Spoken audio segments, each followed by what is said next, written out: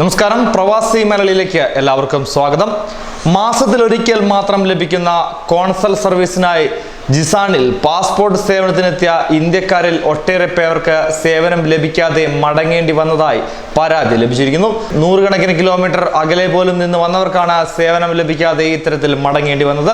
തിരക്കിന് ആനുപാതികമായി മതിയായ ജീവനക്കാരില്ലാത്തതാണ് പ്രശ്നമായതെന്നാണ് ആരോപണം. 2 VFS ഉദ്യോഗസ്ഥരും കോൺസുലേറ്റ് പ്രതിനിധിയുമാണ് സാധാരണ എത്താറുള്ളതെങ്കിലും സൗജന്യമായി തന്നെ ഓൺലൈൻ അപേക്ഷ തയ്യാറാക്കിയും രേഖകളുടെ പകർപ്പ് കൊടുത്തും സഹായിക്കാനും സംഘടനാ വോളണ്ടിയർമാർ ഉണ്ടായിരുന്നതിനാൽ 420 പേർക്ക് വരെ ഒരു ദിവസം സേവനം നൽകിയിരുന്നതായി സംഘടനാ വക്താക്കൾ ചൂണ്ടിക്കാട്ടുകയുണ്ടായി. ഇതിന് ആവശ്യമായ കമ്പ്യൂട്ടറുകളും പ്രിന്ററുകളും സംഘടനകൾ തന്നെയാണ് കൊണ്ടുവന്നിരുന്നതും. അതുകൊണ്ട് തന്നെ അപേക്ഷ പൂരിപ്പിക്കുവാനും പകർപ്പ് എടുക്കുവാനുമുള്ള തുക വ്യക്തികൾക്ക് ലഭിക്കുമായിരുന്നു. ടോക്കൺ നൽകിയവരെ അകത്ത് ഇരുത്തിയ ശേഷം നമ്പർ അനുസരിച്ച് വിളിക്കുകയാണ് കഴിഞ്ഞ പ്രാവശ്യം എല്ലാം ചെയ്തിരുന്നതെന്നും സംഘടനാ നേതാവ് ചൂണ്ടിക്കാട്ടുകയുണ്ടായി. അപേക്ഷ സമർപ്പിക്കുവാനും മറ്റും വർഷങ്ങളായി സഹായിച്ചിരുന്ന കമ്മ്യൂണിറ്റി വെൽഫെയർ മെമ്പർമാരും സംഘടനാ വോളണ്ടിയർമാരും സൗജന്യമായി സഹായിച്ചു വരികയായിരുന്നു. ഈ ആഴ്ച മുതൽ പ്രസ്തുത സേവനം വേണ്ടെന്ന് ഇന്ത്യൻ കോൺസുലേറ്റ് മറ്റ് സംഘടനകൾക്കും സർക്കുലർ നൽകി കഴിഞ്ഞു.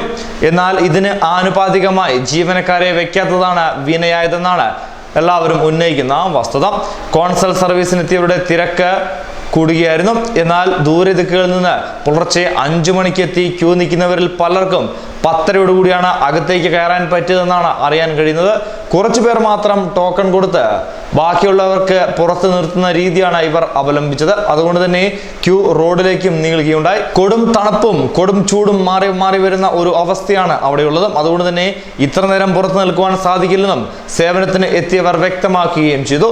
നേരത്തെ സംഘടനകൾ സൗജന്യമായി നൽകിയിരുന്ന സേവനമായ അപേക്ഷ പൂരിപ്പിക്കലും പകർപ്പെടുക്കലും 31 റിയാൽ അധികമായി നൽകേണ്ടി വരുന്നതായും പ്രവാസി മലയാളികൾ ചൂണ്ടിക്കാട്ടുകയുമുണ്ടായി. വാഹന സൗകര്യം പോലുമില്ലാതെ പലരെയും ആശ്രയിച്ചും വൻതുക ടാക്സ് നൽകിയും എത്തിയവർക്കാണ് ഇത്തരത്തിൽ മടങ്ങിപ്പോകേണ്ടി വന്നത്.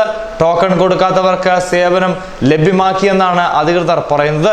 സേവനം ലഭിക്കാതെ ആരും തിരിച്ചു പോയിട്ടില്ല എന്നും ടോക്കൺ കൊടുത്ത എല്ലാവർക്കും സേവനം ലഭ്യമാക്കിയിട്ടുണ്ടെന്നും പാസ്പോർട്ട് ആൻഡ് വിസ സേവനം കോൺസുൽ ഷാഹിൽ ശർമ്മ പറയുകയും ചെയ്തു.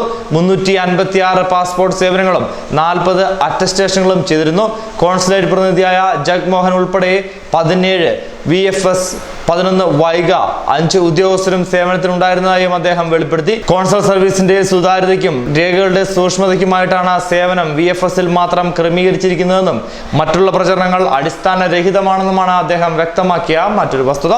എന്തായാലും പ്രവാസികൾ പറയുന്നതനുസരിച്ച് നൂറുകണക്കിന് പ്രവാസികളാണ് ഇത്തരത്തിൽ കടുത്ത ചൂടും തണുപ്പും അനുഭവിച്ച് വെയിലത്ത് നിന്ന് ഈ ഒരു സേവനം പ്രയോജനപ്പെടുത്താനായി കാത്തിരുന്നത്. പക്ഷേ ഫലം വിപരീതമായിരുന്നു താനും. ന്യൂസ് ഡെസ്ക് പ്രവാസി മലയാളി.